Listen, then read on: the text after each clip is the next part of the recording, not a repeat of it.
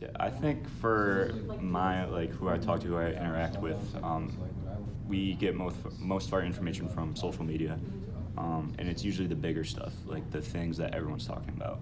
So whether it be something about Trump, it's always a big topic, or another like school shooting, those are always huge. So I think we more revolve around social media, and the more people that are talking about that, the more attention it gets from us.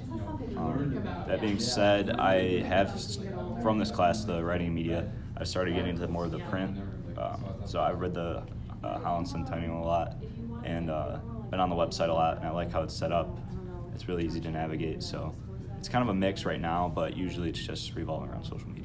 Social media seems to be more like trusted almost idea of like what news comes from at this point, like with my friend groups and the people I interact with, because if someone says I saw something on to name an actual company like CNN, or I saw something on Fox, you just assume that there's so much bias in it that you're actually not going to get like a true news.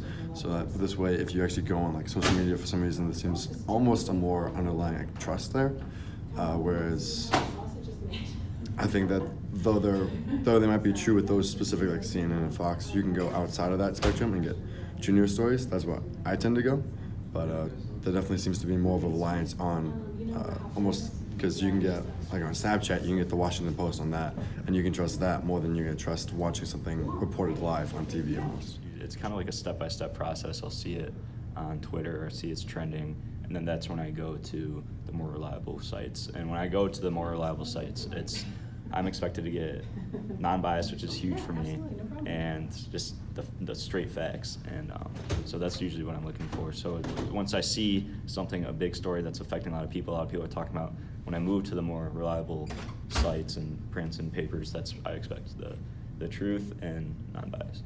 I think like the more modern, like quick media that we have is just going to be a picture, a big like caption, and then one paragraph. Whereas like traditional media, I'm going to get like the hook and then the entire thing that follows with it. So I appreciate that more because it gives me a full circle, like full round picture of like what actually happened and what's going on. Whereas the more like BuzzFeed, it's something like this happened at this time and then it's gonna go on to the next story. Whereas the other ones can go more into this happened, these are the repercussions of it, this was the build up, this is et cetera, et cetera. So.